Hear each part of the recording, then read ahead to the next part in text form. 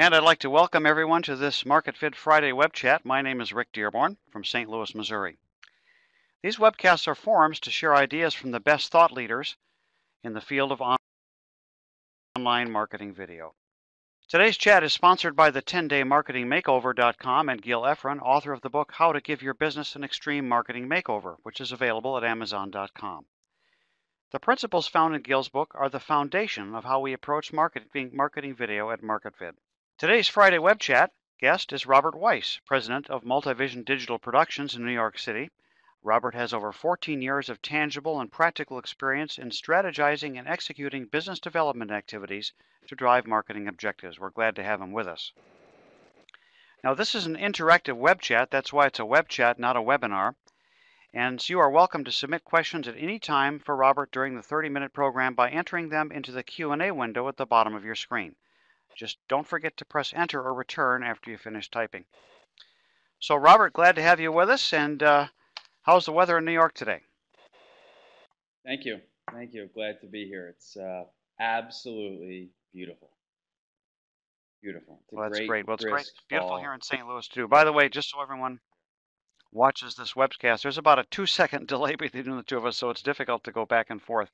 Robert, why don't you start off telling us a little bit about yourself and what Multivision.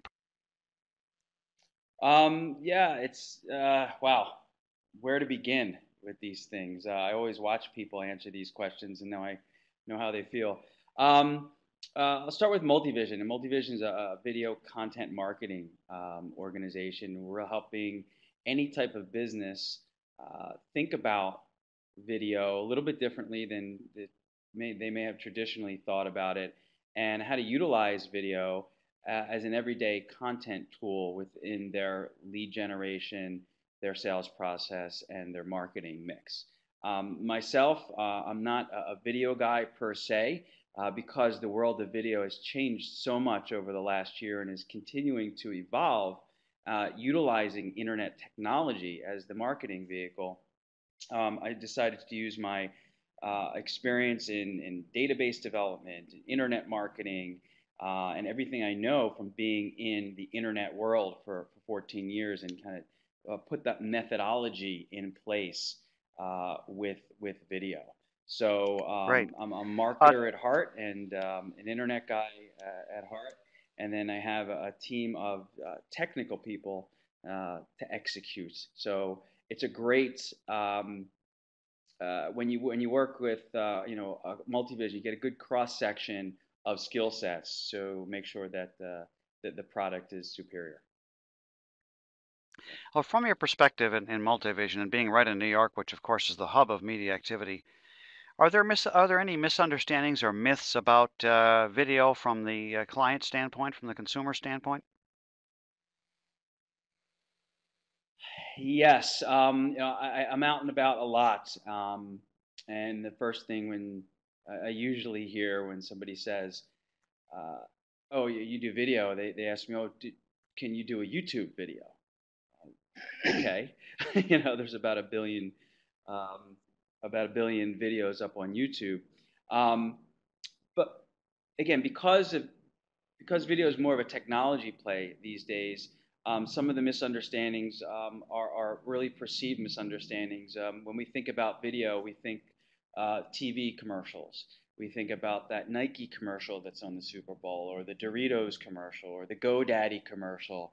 Or we'll go to the opposite ends of the spectrum, and we remember the video guy that showed up at our cousin's wedding. Whether he might be in a suit or just in a polo shirt. So that's the perceived kind of myths, if you will. Thank you very much. We have that slide here about video. A lot of organizations think it's too cheap, it's too expensive. Only way to utilize video is from a YouTube marketing standpoint. So they just have a feeling you know what, it's not for me. But in reality is, if you have a need to differentiate your organization, which most every business does, then video is perfect, because video is quick, it's concise, it's easily consumable, and what all businesses try to do at all points throughout the sales process is build those bridges. People buy from people, and video is a great way not only to showcase the products or the services, but really peel back the onion and get prospects to know, or potential clients to know, who the people are in your organization to deliver those services. From your perspective, where do we think we are right now in the process of people adopting and using marketing video in their businesses? Are on a scale of 1 to 100, are we at 30%, 40%, in terms of awareness and making use of this wonderful tool? Wow. Somewhere between 5 and 10 right now. We have a very, very long way to go um, on all facets, from a content creation standpoint, um, from a technology standpoint, and from a browser standpoint. Um, Video has really only been around for about what, 2 or 3 years. It's becoming more interactive. Um, there's organizations like Firefox, Mozilla, that they're spending R&D dollars, and giving organizations just kind of free money to play with video integration into browsers. So I don't even know what's going to happen with that. But if you kind of take a step back and look at more of the everyday uses, and if you look at how many organizations are using video content within their sales process, like they do PDFs, like they do case studies, like they do sales brochures, product brochures, which they have traditionally done.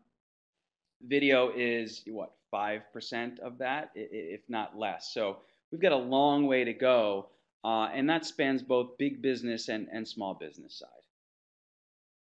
Great. So I think the big question is video really make a difference in changing people's behavior? I mean, we see lots of uses, and I think that it's finding its way in the world, and there's a lot of different ways people are approaching this. I think any business owner really wants to know is it really working? Is it got an ROI? Is it resulting in increased sales? Are we seeing that really happening? The answer is yes, absolutely. If we kind of take a step back, and I think I've got this next slide here is perfect. We look at the purchasing behavior of people, and what video is today is very different than what it was many years ago. The internet has given businesses a distribution channel. So when they create a video, it doesn't have to go on TV. And that is really the expensive part of video. So what the internet has done for video is given it a distribution channel. And what the internet does for purchasers is give them the ability to vet out companies on their own time, not expose themselves into the sales process only until they want to get into the sales process with companies. So if you look at video as a very powerful way to showcase your company, to educate prospects about who you are and what you do, then absolutely it gets people into the sales cycle. Conversion rates, time spent on websites, moving prospects into and through the different stages of your sales process. And what Cy Sims has said, I don't know how many people are in the local New York City area. He's a famous retail chain here. An educated consumer is our best customer. And video can do that very, very quickly and help people to make decisions about you as a person and the things that they see in that video about your organization. Um, so, I mean, yeah, I mean, the conversion rates are like off the chart compared to any other marketing medium. And if you look at this slide here, these metrics are from April of 2010. And ComScore, Barster, I know that they do these types of research reports about every 2 years. So I'm really looking forward to a couple months in 2012 to see what the metrics are like for the last couple years around video. And I've got a feeling they may fall off a little bit, but they'll still be very, very high to where they were a couple years back. So these are really good looking numbers, aren't they? I mean, they're proof. And again, these numbers are almost 2 years old, and I don't think they're going to fall off. I think they're going to increase as people get a greater awareness. What would you say is the biggest thing holding this back right now? What is preventing people from getting from that 5% to the 50% stage right now? What are you observing? It's time, and I really utilize my technology experience. I've sold web-based technologies for the last 14 years.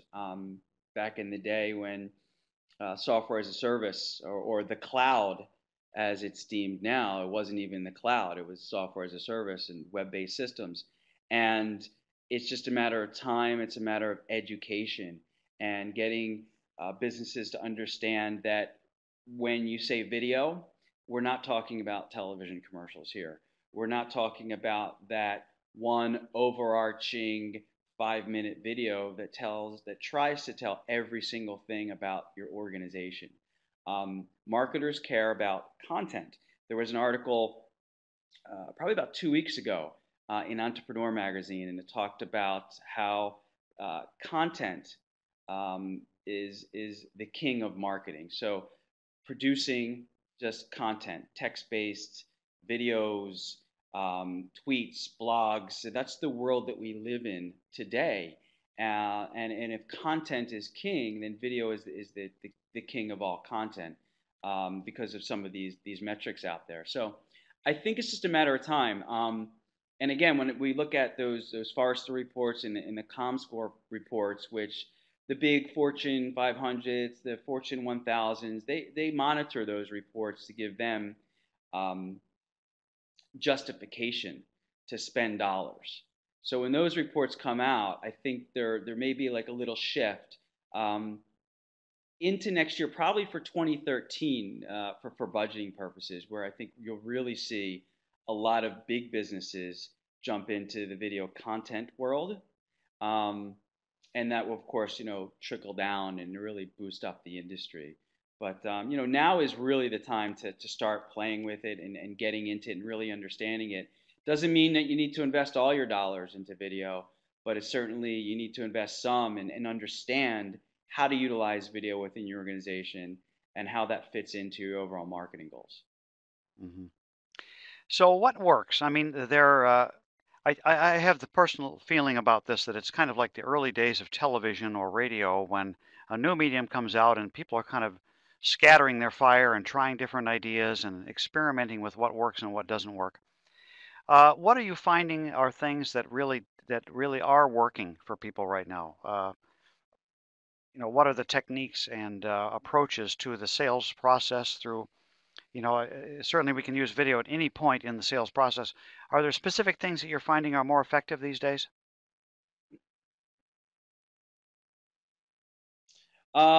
Transparency. I guess it's really about video that is not overly produced.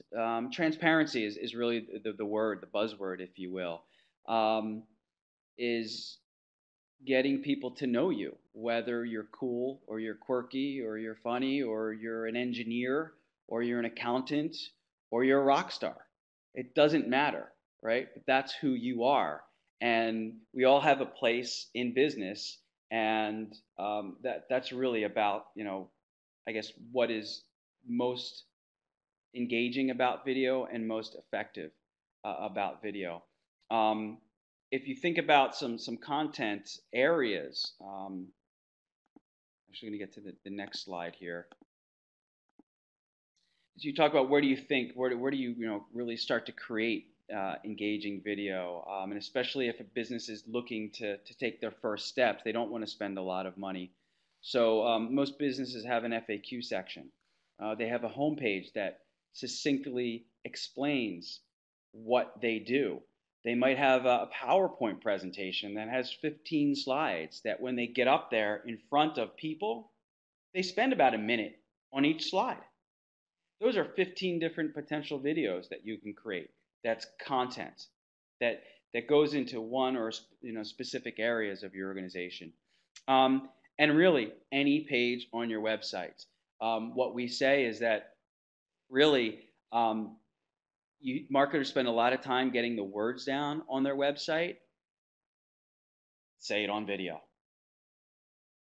People will watch a video more than they'll read text. And I'd say along those lines that if you're going to do a video, you really you can't just grab a camera and run out and shoot something. I mean, you can, but I think what you really need to do is put as much thought as you would into the wording on your site as you do in the wording in your scripting, to be sure that you've got the right words, the right terms that capture that audience, and use the buzzwords and things that are important to your business. And I'm going to just remind everybody that's watching this web chat that Absolutely. you can chat with us. And we'd love to have your questions. Just type them at the bottom of your screen, push enter, and we're not going to wait to the end here. We're just going to keep going. So if you have questions to ask them, and we'll pop in at any point and be happy to answer them. So let's talk a little bit more about this idea Rick, of. Yeah, go ahead. Hey, Rick, if you could, you mentioned the word script there, and that is kind of another myth, if you will, and one of the roadblocks and the hurdles that people need to get over to change the adoption rate of video. It's not about a script, it's about having those key messages that that you want to convey and getting them out on camera in a very natural form, right? When we do videos, if somebody wants actors, we really try to persuade them away from using actors, because actors are actors. They're not the people at that organization that are going to do the work for that client. And that's where the whole transparency comes down to. Secondly, delivering that message. There's nobody better to deliver that message than the people that do it every single day. So what a good production company will do is to work with the marketer to define the key messaging, to make sure that they have a good understanding what they need to solicit for a production, and then work with the marketer or the engineer or the product manager, whoever you're filming that day, to make sure that those relevant statements are set on camera to package. If I can interrupt you. Whether a production company does that or it's a marketer. Yeah, sorry for the delay here, folks. I was going to say that it's my feeling that YouTube has had a lot to do with this. The lower production values and the realness of YouTube.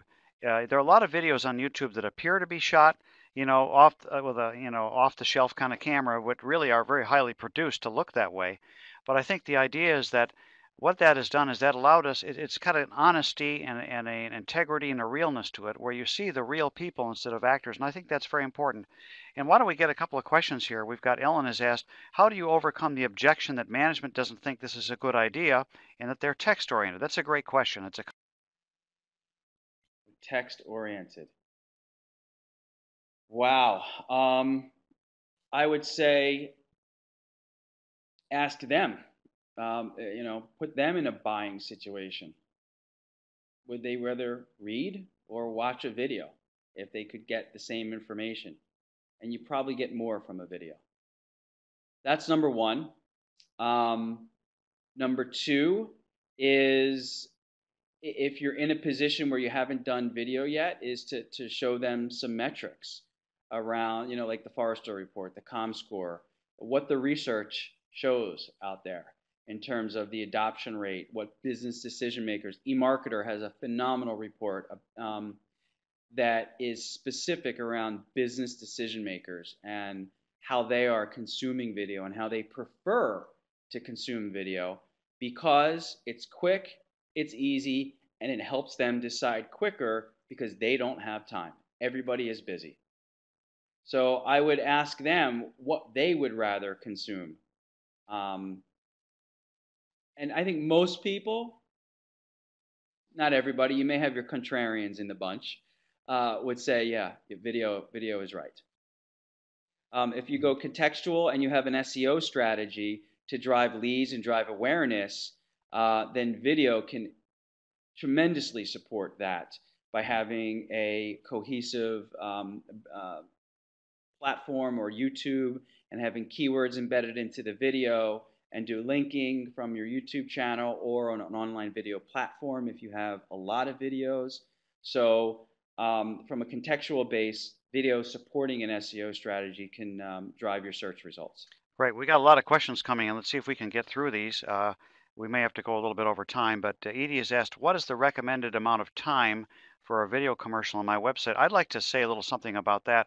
We have a relationship at MarketVid with a company called Brightcove, which allows us to actually put a video up and then look at that video and put it up against a chart and actually see at what point you lose interest.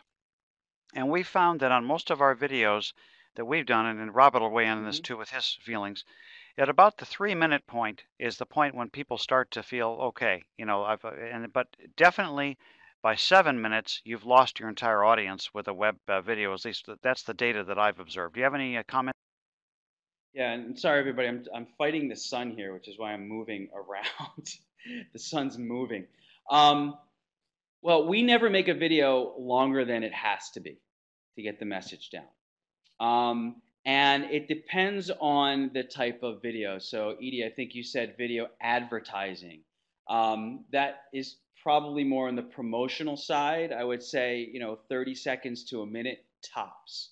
However, we've done a video for a real estate investment organization, and it was really meant for investors, high net worth investors, institutional investors, to get them to understand the project and understand the two founders of this real estate development project.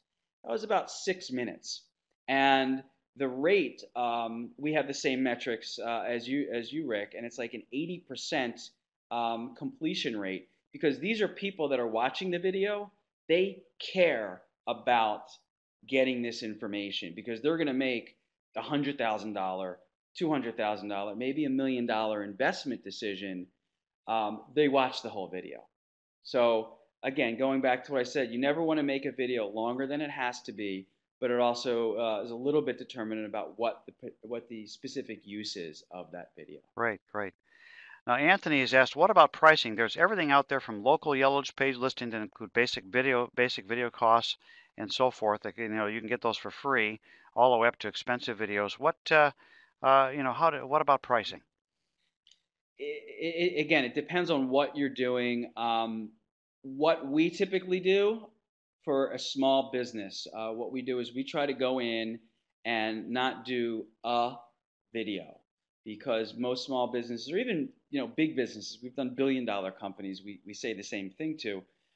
The old school way of thinking is coming in to do a video, where the time that is spent to pay a production company to go out, to set up, to scope out exactly what you want to do, you can amortize that time a lot better and produce multiple videos, a series of videos. So when you're working with a production company, think about minutes. How many minutes are they going to produce at the end? Obviously, the more money you give them, the more budget you allocate, the more minutes you can get, the more animation that you can put in, the more bells and whistles that you can give them. But a starting point, is somewhere between, let's say, a safe budget, $2,000 to $3,500 should give you a good amount of content. You figure somewhere between about 4 to 6 minutes, about a half day from the production company, with some pre-production time in terms of definition of goals, objectives, messaging, and logistic planning. And of course, the final product being produced. And Gil, who's also that helps answer. Gil has a question along the same lines. He says, one of the stumbling blocks I have when I mention video to my clients is the fear of the cost of doing it. Can it really be done inexpensively? And what should it cost? And where do you find people who can do it? So I'd like to rein in on the first part. It certainly can be done inexpensively, and one of the things we offer on MarketVid is we offer two approaches. We have alliance partners like Robert, who can help you with high-end production.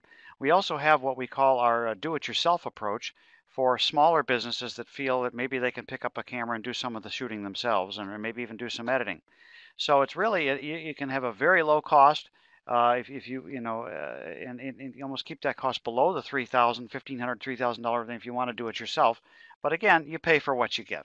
And so maybe you can rein in Robert on the rest of his question there. Can Hmm. it be done inexpensively, and what should it cost, and where do you find the people to do it?